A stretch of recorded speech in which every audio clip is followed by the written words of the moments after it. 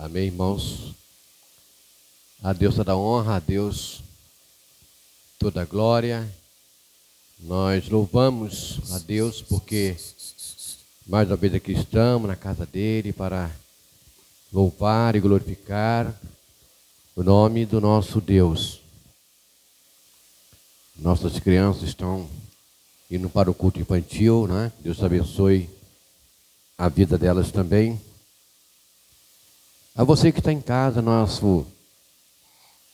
louvamos a Deus também pela sua vida. Com certeza, Deus, nesta noite, tem uma palavra para você também, você que está aqui, que Deus esteja te abençoando. E da sua casa, você também pode estar acompanhando esse momento de busca diante de Deus, que nesta noite seja uma noite aceitável para você, seja uma noite também de edificação para alguns que já aceitaram a Cristo, estão em casa. Deus esteja abençoando a vida de cada um dos nossos amigos e irmãos.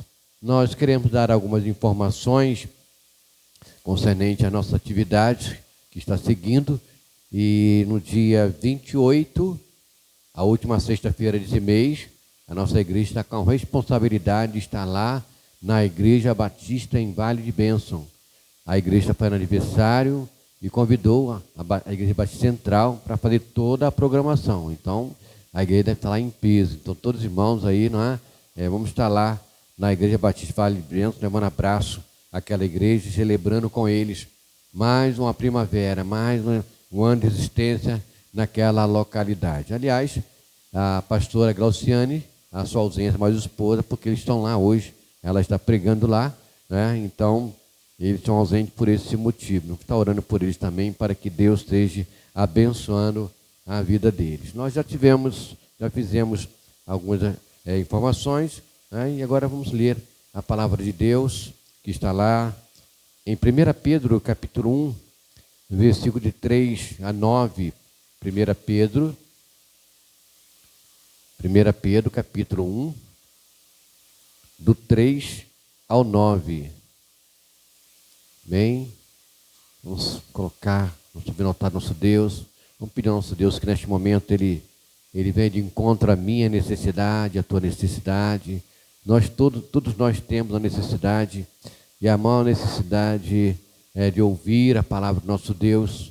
E aí Pedro vai passar algumas informações, a carta de Pedro vai passar algumas informações para nós, né? Pedro foi um dos discípulos de Jesus Cristo, aquele que estava sempre junto com ele, em cada momento, em cada lugar que Jesus andava. Lá estava Pedro, Tiago e João, né? E Pedro, Deus deu a ele o privilégio, né, de escrever uma carta, né, 2 cartas inspiradas pelo Espírito Santo de Deus. Então você que tem uma Bíblia em casa, também pode acompanhar conosco a leitura da palavra do nosso Deus, que a palavra de Deus fala assim: bendito Deus e Pai de nosso Senhor Jesus Cristo, que segundo a sua muita misericórdia, nos regenerou para uma viva esperança, mediante a ressurreição de Jesus Cristo dentre os mortos. 4. Para uma herança incorruptível, sem mácula, inacessível, reservada nos céus para vós outros, que sois guardado pelo poder de Deus, mediante a fé, para a salvação preparada para revelar-se no último tempo. Nisso exultais, embora no presente, por breve tempo, se necessário, sejais contristado por várias provações, para que, uma vez confirmado o valor da vossa fé, muito mais preciosa do que o ouro perecível, mesmo apurado por fogo, redunde em louvor, glória e honra na revelação de Jesus Cristo, a quem não havendo visto a mais, no qual não vendo agora, mas crendo, exultais com alegria indizível e cheio de glória, obtendo o fim da vossa fé, a salvação da vossa alma. Amém, irmãos? Vamos orar, falar com Deus. Pai, muito obrigado porque mais uma vez estamos na tua presença. Muito obrigado a Deus pela manhã que tu já nos deu, onde tivemos oportunidade de estar na tua casa para celebrar o teu nome. Muito obrigado, Deus, porque agora estamos aqui à noite, Deus, mais uma vez na tua casa, para receber de ti o que tu tens para cada um de nós. Pois, Pai, quero pedir que a tua palavra nesta noite venha de encontro às nossas necessidades, que a tua palavra venha de encontro àqueles que estão lá do outro lado através da internet ouvindo a tua palavra, que teu Espírito Santo, ó Deus, vai de encontro a eles, ó Deus, mostrando as suas necessidades, ó Pai. Vem de encontro a nós, Senhor, fala, ó Deus, porque nesta noite mais uma vez queremos ouvir a tua voz, em nome de Jesus. Amém. Amém. Irmãos, esse texto ele foi escrito, né? Aqui a gente vai entender que Pedro está escrevendo também essa carta para os gentios e para todos nós. E é interessante que a maneira como Pedro ele se coloca no versículo 3, chamando Deus de bendito. Bendito o Deus e Pai de nosso Senhor Jesus Cristo. Né? Aí ele vai continuar dizendo que segundo a sua muita misericórdia nos regenerou para uma viva esperança. Então, amados, nós vamos observar nesse texto que Pedro, ele está chamando Deus de abençoado, abençoado Deus, Deus Pai, né? Deus Pai, ele chama o Deus Pai de bendito, né? Ele fala Pai de nosso Senhor Jesus Cristo, que segundo a sua muita misericórdia. Né? A gente vai encontrar esse texto que Paulo está chamando de Deus, né? Que Deus usa de muita misericórdia. E nós vamos encontrar, né, em outro texto, Paulo falando, né, lá em Efésios, que Jesus, aqui é Pedro falando que Deus é rico em misericórdia. E lá em Efésios, nós vamos encontrar Paulo falando que Jesus é rico em misericórdia. Então, a gente vai ver que pai e filho concordando nessa muita misericórdia. E Pedro, ele vai exaltar Deus, né, porque pela sua misericórdia, ele manda Jesus Cristo para nos regenerar. Né? Mas é importante nós entendermos o que é misericórdia. Né? O que é misericórdia? Né? Misericórdia é quando nós temos a compaixão pelo outro. A Bíblia vai trazer algumas experiências e uma delas é a história do bom samaritano.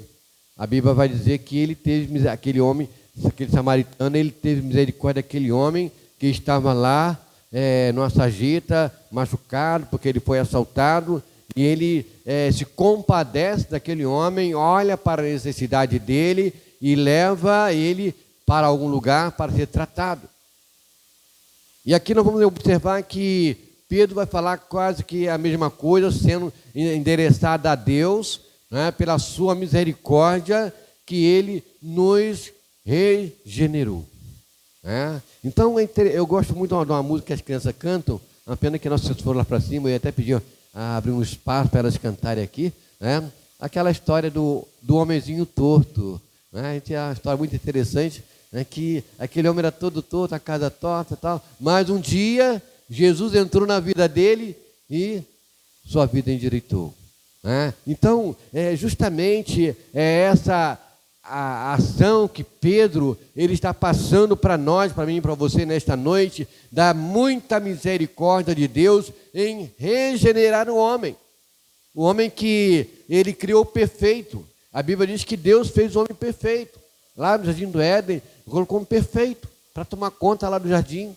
E Deus fez um homem com toda a perfeição. Mas a Bíblia vai nos relatar também que o homem, ele pecou. Ele desobedeceu ao seu Criador. E a partir de então, esse homem vai precisar de ser regenerado. Ele vai depender da misericórdia de Deus.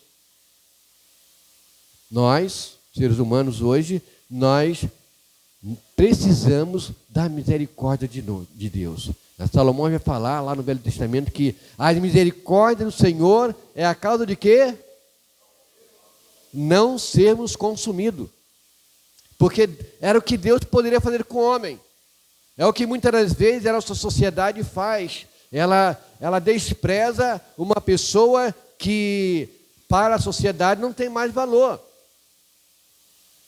Então ela despreza. Mas aqui a Bíblia vai falar que Deus tem misericórdia da humanidade, do homem, da sociedade em modo geral, que manda Jesus Cristo para morrer na cruz do Calvário, para ressuscitar e para regenerar o homem. Trazer de volta, regenerar, ele consertar. Eu faço uma analogia de um carro que precisa de conserto. Todo carro que precisa de conserto, ele vai para onde? Para a oficina. Vai para a oficina. E o homem precisava do conserto, no sentido espiritual. E esse conserto, só Deus pode fazer na vida do homem. Só Deus pode transformar o homem. Só Deus pode regenerar o homem dos seus pecados. E Paulo vai falar muito bem isso lá em Romanos 8, a partir do versículo 31, ele vai relatar isso. Então, Pedro, ele vai falar: bendito, abençoado, o Deus e Pai de nosso Jesus Cristo, que segundo a sua muita misericórdia, nos regenerou para uma viva o quê? Esperança. Nos regenerou para uma viva esperança. Porque o homem estava sem esperança. Quando o homem pecou, ele ficou destituído. A Paulo vai falar que todos pecaram. Destituídos estão da glória de Deus.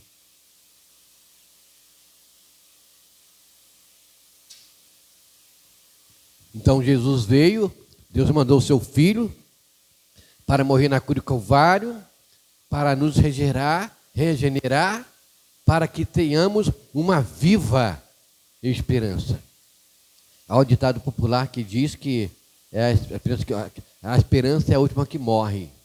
Mas é interessante que Pedro, ele coloca aqui uma viva esperança.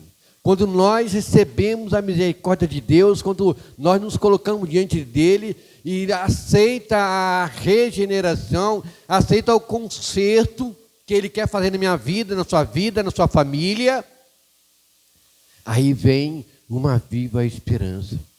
Porque o homem, a gente vai encontrar o Velho Testamento, o Novo Testamento,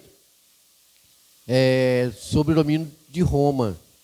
Então, o povo de Israel, ele estava escravizado, por Roma. E Jesus veio para quê? Para tirar o homem da escravidão, do pecado, dando a ele uma viva esperança. Quando o Pedro fala sobre essa viva esperança, ele quer dizer que a viva esperança é uma esperança eterna. Uma esperança eterna. E foi justamente através de Jesus Cristo, que ressuscitou dentre os mortos. Ele morreu, mas a Bíblia diz que no terceiro dia ele ressuscitou. E lá no versículo 2, versículo 4, Pedro vai continuar falando, no versículo 4, ele vai dizendo para a gente, para além de Jesus Cristo,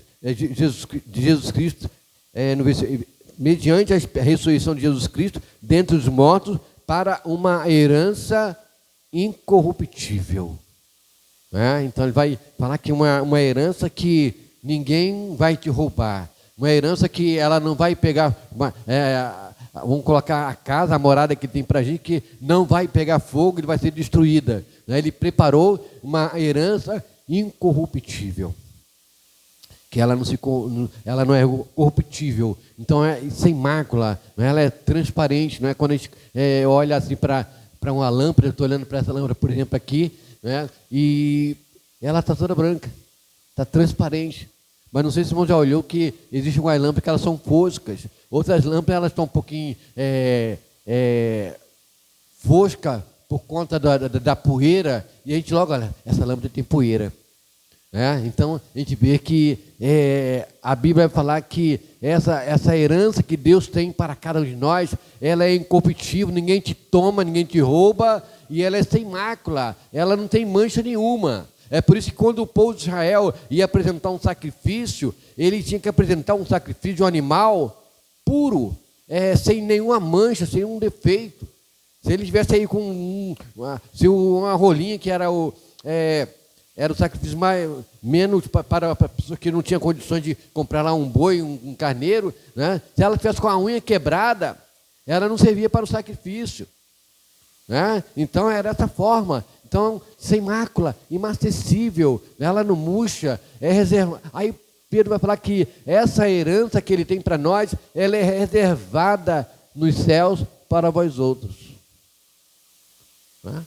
Quando a gente quer viajar para um lado e para o outro, alguns irmãos aqui fazem isso, né? Querem viajar para algum lugar, aí vai lá em algum lugar, compra passagem, mas se vai ficar hospedado em algum lugar, também vai reservar um lugar, vai pagar, né? E assim, vai reservar um lugar para você ficar um dia, 2 dias, um mês, seja lá o que for, mas você vai reservar aquele lugar. E a Bíblia diz que Deus, através de Jesus Cristo, Ele vai ter uma herança para cada um de nós, onde está reservada nos céus. Né? João 14 vai falar isso, né? Que Ele ia preparar um lugar, e esse lugar é o céu, para vós outros, para cada um de nós, sem custo de dinheiro. Né? O que nós temos que pagar, Jesus pagou por nós na cruz do Calvário. E o que o homem simplesmente precisa fazer é aceitar Jesus como seu Salvador. Então, ela é pela graça. No versículo 5, vai nos falar ainda que sois guardado pelo poder de Deus, mediante a fé, para a salvação preparada para revelar-se no último tempo. É interessante esse versículo aí, porque o que vai depender para você ter essa herança é crer. É você ter fé. Né? É ter fé. Você precisa ter fé para alcançar esse objetivo aí. Você não precisa pagar nenhum dinheiro, você não precisa fazer nenhum tipo de sacrifício. Né? Eu sempre falo que Deus não aceita o sacrifício em si, que é o nosso esforço. Né? Mas essa herança, o que Jesus fez por nós na cruz do Calvário, unicamente o que nós precisamos é de fé, para crer, para confiar, para aceitar. Aí quando nós lemos lá, aos Hebreus capítulo 11, versículo 1, vamos ler lá que está escrito lá? Ora, a fé é a certeza, né? É a certeza de coisas. Aí. Ora, a fé é a certeza de coisas que se esperam, a convicção de fatos que não se veem. Ninguém aqui viu Jesus, viu? Ele existe, Jesus existe, né? A Bíblia diz que Deus é Espírito, importa que o adorem Espírito de verdade. Mas Jesus é de carne e osso, né? Não é isso? E a Bíblia diz que os discípulos viram 3 anos com Jesus e as pessoas contemplaram Jesus lá no passado e cada dia que passa existe a veracidade dessa verdade. Não é? Mas nós não vimos Jesus a olho nu, né? Mas pela fé, né? Pela fé, irmã André viu Jesus. Pela fé, irmão Graciano está até balançando a cabeça, que ele também viu Jesus. Então, pela fé, né? Ora, a fé é a certeza de coisas que se esperam e a convicção de fato que se não veio, né? E Jesus é real em nossas vidas, minha vida. E para alcançar esse objetivo, o texto vai nos dizer que nós precisamos simplesmente crer. Aí o irmão pode voltar lá para o texto normal, do versículo 5, né? E aí ele vai falar que esse lugar está guardado, né? Está guardado pelo poder de Deus, mediante a fé, para a salvação preparada para se revelar no último tempo. Um dia, esse lugar que Deus tem para cada um de nós vai ser revelado no último tempo. E quando a gente vê as coisas acontecendo, a gente vai observar que esse tempo ele está próximo, está chegando. Né? Então, a gente precisa entender e ter fé, crer que Deus é o meu Salvador, e o teu Salvador, e que Ele morreu na cruz para me salvar, para te salvar. E quando nós lemos lá o versículo 6, na parte A, Pedro vai falar para a gente assim: nisso exultai. Exultai.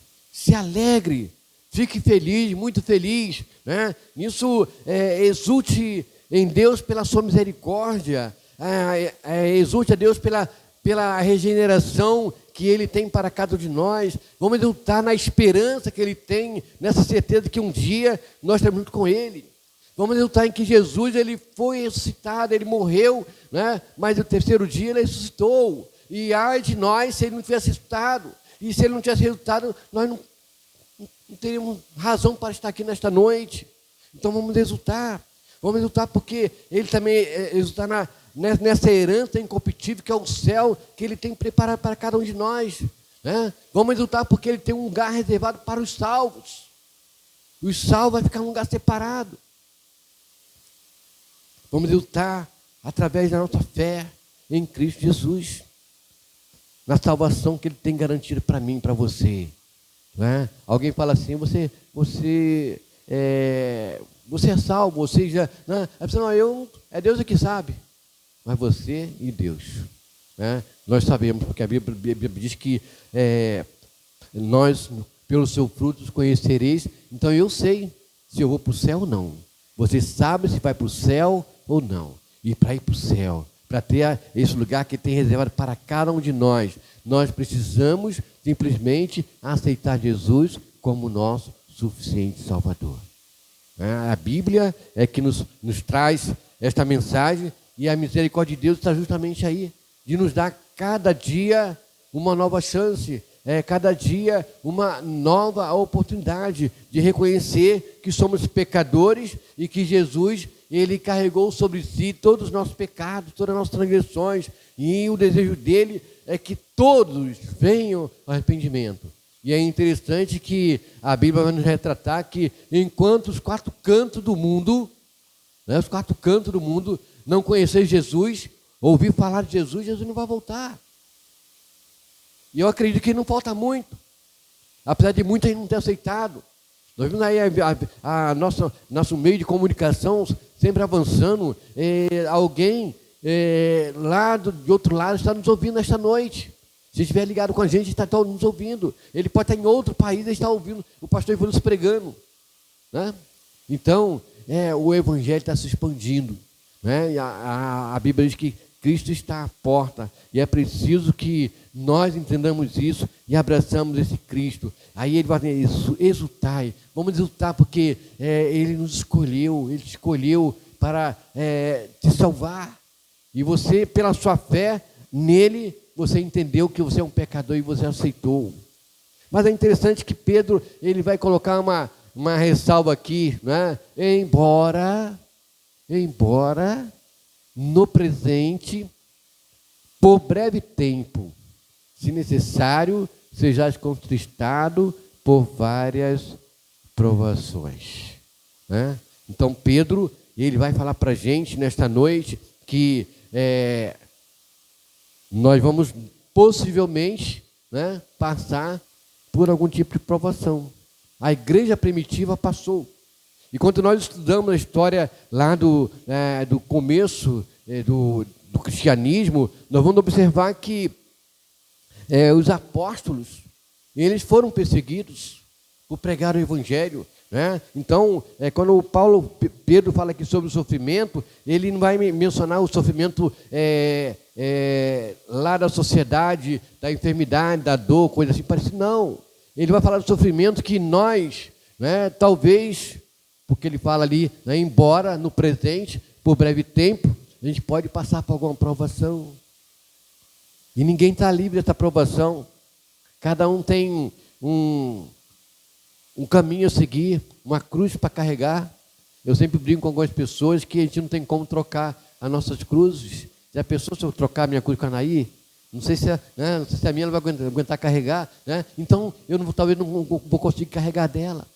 Porque cada um de nós temos, né, algum momento que Deus vai te provar, né? Deus vai nos provar. Então é preciso que, lá no versículo 7, por favor, né, vai nos mostrar que, para que, uma vez confirmado o valor da vossa fé, né, o valor da vossa fé, porque a nossa caminhada, ela é acompanhada de fé e persistência.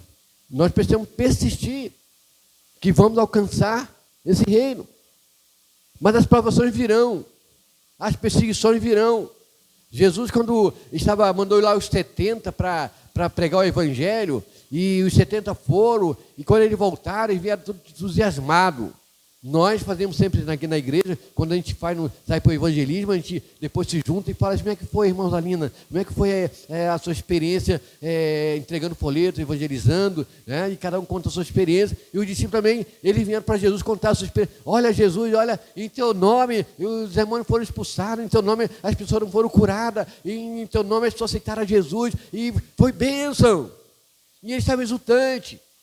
E aí Jesus olha, né? Isso é pouco. Exultai, se alegrai, porque o vosso nome está escrito lá no céu, né? Então, a gente vê que é justamente isso. A nossa fé, ela tem um valor, né? Para que, uma vez confirmado o valor da vossa fé, muito mais precioso que o ouro perecível, mesmo apurado por fogo, redunde em louvor. Olha só. Né? A sua fé, ela precisa redundar em louvor, em adoração a Deus, em glória e honra, né? A esse Deus. É o que a gente celebra. Quando uma pessoa se converte e entende que a salvação é o nosso caminho, e quando a gente começa a trilhar, a gente fala assim: por que eu não aceitei esse Jesus antes? Eu estou cansado de ouvir isso. Nesses anos de vida cristã, né? Eu tenho ouvido muitas pessoas falar: por que eu não aceitei antes? E tem visto pessoas que se afastaram, e por algum motivo qualquer, né? E eu disse: por que eu não voltei antes? Porque eu não segui esse caminho, porque eu não olhei para cima, né? A Bíblia olhando para Jesus, autor e consumador da nossa fé. Então, quando nós olhamos para o lado, nós podemos tropeçar. Foi o que aconteceu lá com Pedro, quando Jesus falou: vem, Pedro. E o que ele fez? Começou a andar, mas ele olhou para a circunstância. E muitas das vezes o ser humano, ele olha para a circunstância e esquece que ele tem uma alma para dar conta. Todos nós temos uma alma para dar conta. O nosso corpo vai esvanecer, ele vai virar pó. Mas a Bíblia diz que a nossa alma só para Deus que o deu, para um dia prestar conta a Deus do que nós fizemos. Então é preciso que nós nos preparemos para isso. Então Pedro, ele vai dizer que nós precisamos dessa fé, né? Porque a nossa fé tem um valor, mas ela precisa ser persistente, né? As lutas vêm, algumas coisas acontecem nas nossas vidas, mas nós precisamos ser perseverantes. A igreja de Cristo precisa ser perseverante. Você que está aí fora, você precisa ser perseverante na sua fé, porque a Bíblia diz que tudo isso, né, vai redundar em louvor, em adoração. Já imaginou, depois de tudo que você passou, você poder celebrar no céu a grandeza, né, o louvor, estar ali celebrando, cantando para o Senhor, né, louvando a Ele, glorificando juntamente com os anjos, com os serafins, né? E aí a Bíblia diz para a glória do nosso Deus, né? E dando toda a honra a Ele na revelação de Jesus Cristo, Ele nos revelando a sua vontade a cada dia. Lá no versículo 8, vai nos falar: quem, não havendo visto a mais, no qual vendo agora, mas não vendo agora, mas crendo, exultai com alegria indizível e cheio de glória. Mais uma vez Pedro, ele vai trazer para a gente, não é? Porque fazendo uma colocação de que nós não vimos, né? A quem não havíamos visto, mas a mais. Aquela questão de dizer: eu amo a Deus. Semana mesmo eu vi alguém falando: eu amo a Deus, eu amo muito a Deus, né? Porque Deus é tudo na nossa vida. É Ele que faz a gente acordar, é Ele, através da expressão de Deus, que nos motiva a caminhar, né? A aceitá-lo como seu Salvador. Então, eu amo Deus. Então, a gente não viu, mas nós amamos a Deus. A Bíblia diz que, Paulo falando, o amor de Cristo nos constrange, né? O amor de Cristo nos constrange. O amor que Deus tem por mim me faz ter ânimo para continuar a minha jornada, mesmo diante das adversidades, mesmo diante das provações que nos sobrevêm. E a gente louva a Deus que no Brasil, por exemplo, que as nossas provações não são aquelas provações de ser derramado de sangue por amor ao Evangelho. Você pode carregar uma Bíblia tranquila, você pode falar de Deus para as pessoas, né? Mas as provações vêm sobre nós. Quantas pessoas, né, têm lutado? para se firmar cada vez mais, porque tantas provações, né? A gente fica apertado, muita dificuldade, mas a Bíblia diz que aquele que perseverar até o fim, esse será salvo. E aliás, no começo desse texto, lá no versículo 1, Pedro vai falar que nós somos forrasteiros. Nós somos forrasteiros. Nós não somos daqui. Está lá, ó. Pedro, após Jesus Cristo, aos eleitos que são forrasteiros, na dispensação do ponto, né? E vai para algumas cidades ali. Então ele vai mostrar que nós estamos daqui de passagem. Nós somos estrangeiros aqui, essa terra. Nós temos duas terras. Uma aqui é no céu. E hoje convoca você, né, a caminhar conosco, né, para essa segunda cidade, né, que é o céu que tem para cada um de nós, porque aqui nós estamos de passagem, todos nós estamos de passagem. Nós temos nosso cantinho, nós temos nosso dia a dia, nós temos lá o nosso trabalho, mas tudo vai passar, né? Então, porque nós estamos aqui de passagem, e Deus preparou um céu. Vou preparar o lugar. Esse lugar é o céu que Ele tem para cada um que o aceitar como seu Salvador. Então, finalizando aqui esse versículo 8, né, vai nos falar: a quem não havendo visto, a mais, no qual não vendo agora, mas crendo, exultai com alegria indizível e cheio de glória, porque um dia nós vamos estar de frente a frente com Jesus. E aí, o choro, a tristeza, as dores, a idade avançada, né, tudo isso vai, né, acabar. Vamos estar diante do Cristo. E aí o texto vai falar para a gente: exultai com alegria indizível. Eu sei que, e acredito que cada um de nós sabemos o que significa ter uma alegria indizível. Muitas das vezes a gente recebe uma bênção muito grande e a gente fica celebrando aquele momento, e daqui a pouco a gente vai estar nesse momento celebrando a Deus, né, pela chegada de mais um neto, né, alguém que está pretendendo casar e casa, aí fica naquela alegria completa, né, realizei meu sonho, aí você passa lá na sua faculdade, e você, olha, tinha tanta vontade de me formar em doutor, em doutora, um médico, um advogado, aí você consegue, né, o seu diploma, consegue o seu emprego, e a nossa alegria é indizível. E, não dizendo as mamães, né, os papais, os avós, a gente que está aí na terceira idade e vê os nossos netos, os nossos filhos prosseguindo, crescendo, a alegria é muito grande. Mas você não pode imaginar a alegria de um dia, essa alegria indizível, essa alegria que não tem como expressar, de um dia estar frente a frente com Jesus.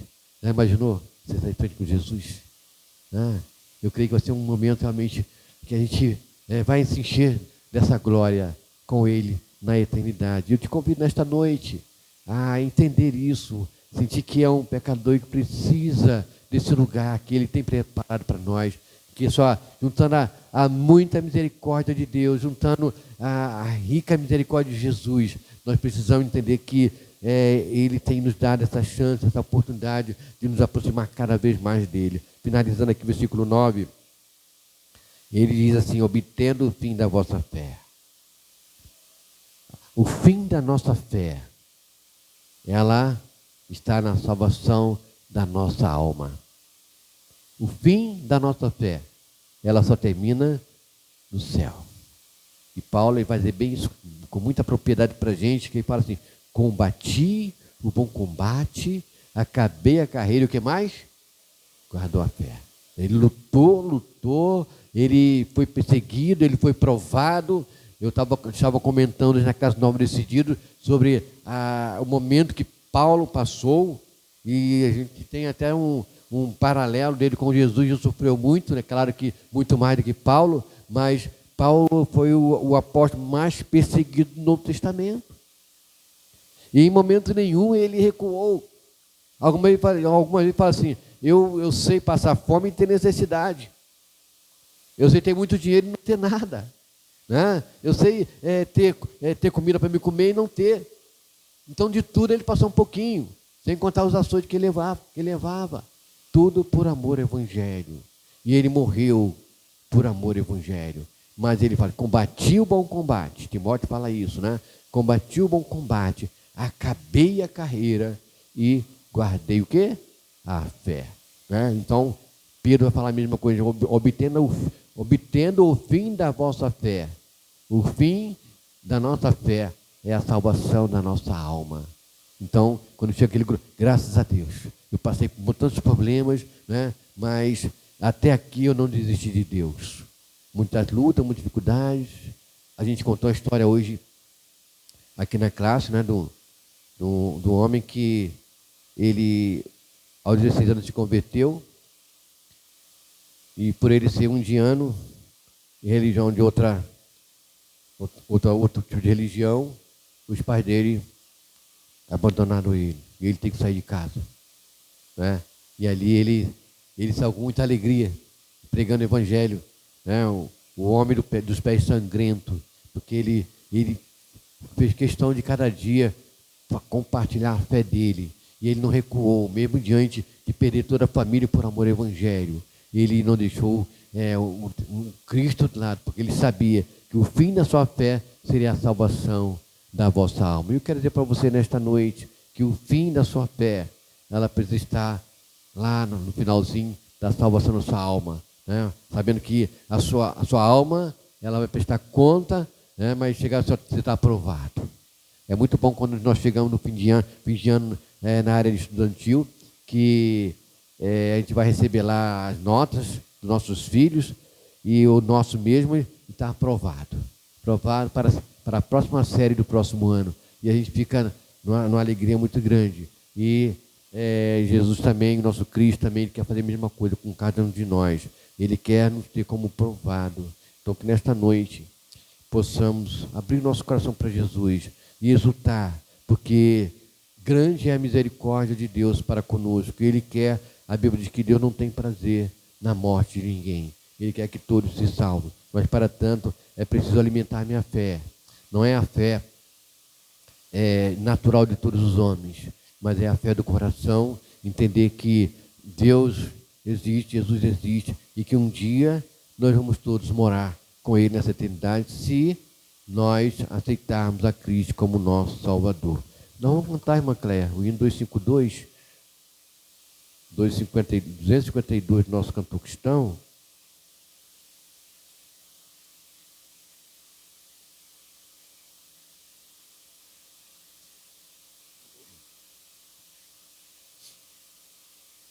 Vamos ficar de pé para cantar esse cântico, irmãos.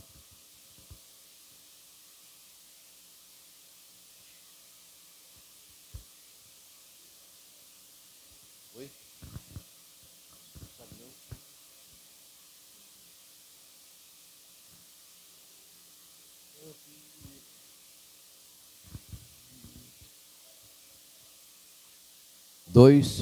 Duzentos e cinquenta e dois do nosso cantor cristão.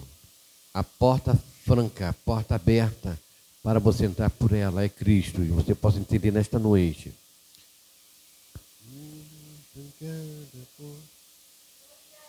Da porta nós está da perenal morada, e Cristo nos concederá a triunfo.